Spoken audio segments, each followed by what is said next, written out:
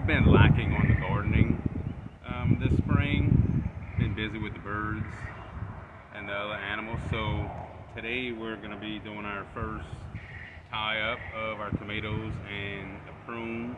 Want to get some airflow in the need. We actually have tomatoes on some of these plants, so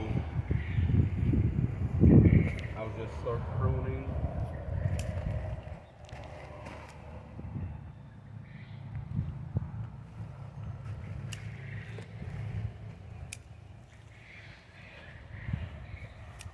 Do a little pruning and securing. I like to chop off all these bottom leaves. I kind of watch myself pruning once I get up to the first flower, because that's where the production will really start. Christina found this nifty wire core securement. We usually use old t-shirts and cut them up, but this will work for now. This seems like it's pretty good. So I'm pruning all these bottom leaves. We live in a extremely humid environment, so it's important to have airflow. That way you don't end up with a bunch of lower end tomato plant problems. And I like to prune as early as possible, because once the summer really starts, then I don't like to prune because it leaves an open wound. Then you have wilt virus that start attacking the plants, and it's not good for them. So once like the blight starts coming, usually it's in the hotter months and we're almost done, so I'll leave those leaves on, because before it kills the plant I'll be done harvesting. I don't want to open wound because that'll speed up the process. Usually by May, middle of May, end of May, our tomatoes are done, because it's just so hot and humid here.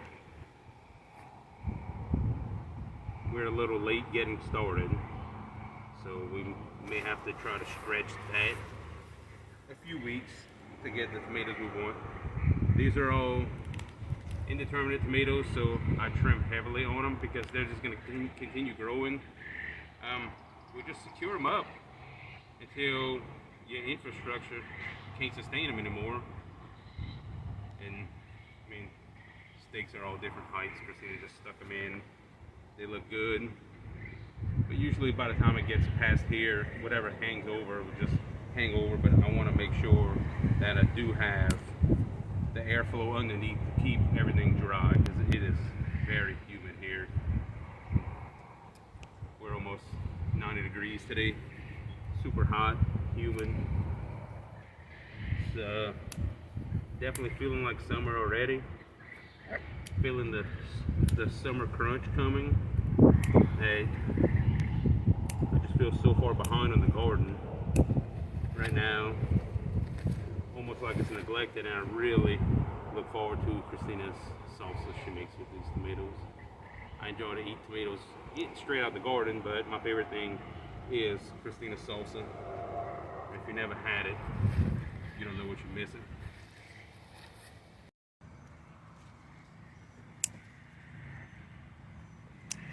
So on the lower ends, I'm just clipping everything off, because we have this weed fabric here, and typically if you don't have the weed fabric and these leaves come down and hit the ground, they'll actually form roots and start growing further on, which is technically not bad. It's just not what I'm trying to do here.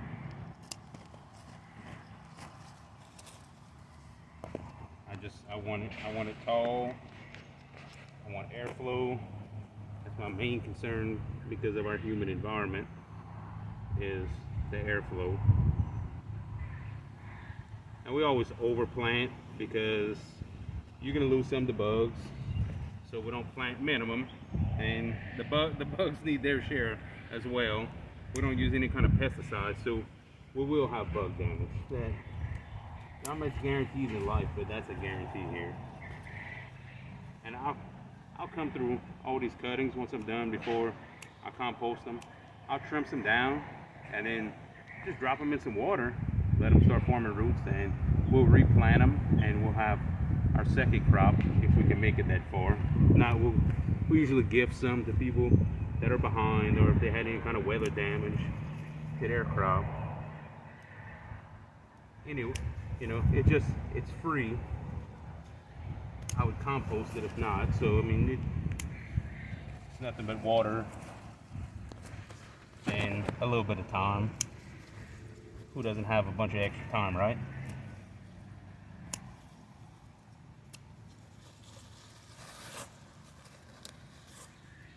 I definitely love this weed fabric.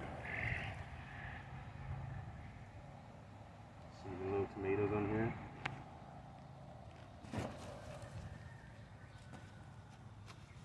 IG tags faded. This has a lot going on here.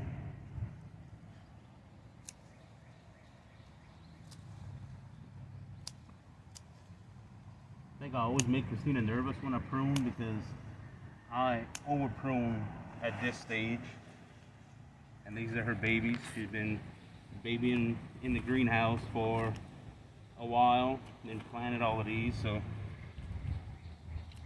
it's almost like some extra children to her. And I come through and just chop everything up.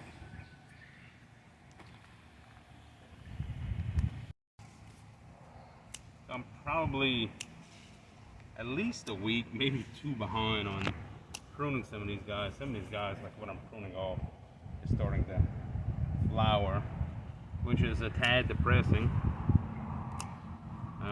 See here a few tomatoes. This is yellow beefsteak tomato, just pretty good tomato for us.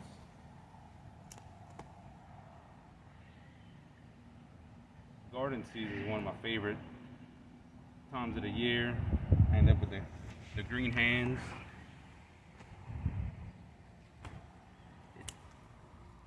It's just relaxing. I actually love the smell of tomato plants for whatever reason. I think a tomato plant smells great. So if any air freshener company reps are listening to this, let's make it happen. Fresh cut tomato, good scent.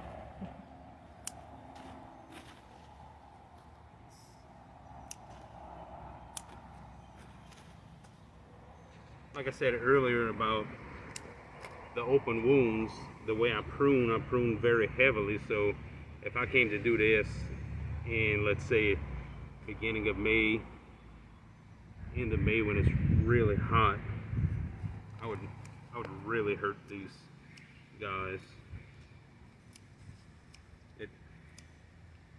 It's very humid, and I think they would just really have a hard time. Now, some people don't care for this fabric.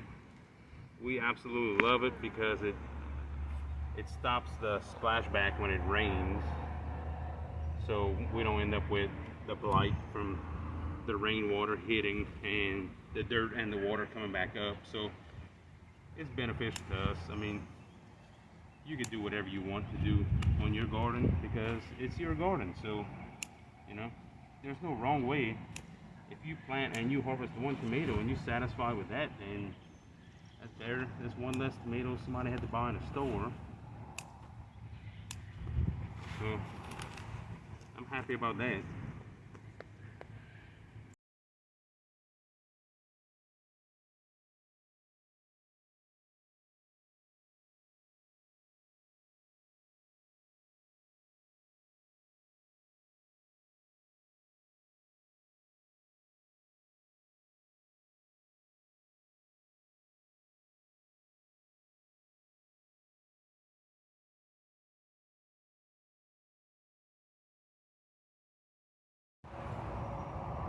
So right here we have a Black Beauty tomato, and it is supposed to be, it's not black, but it's purplish.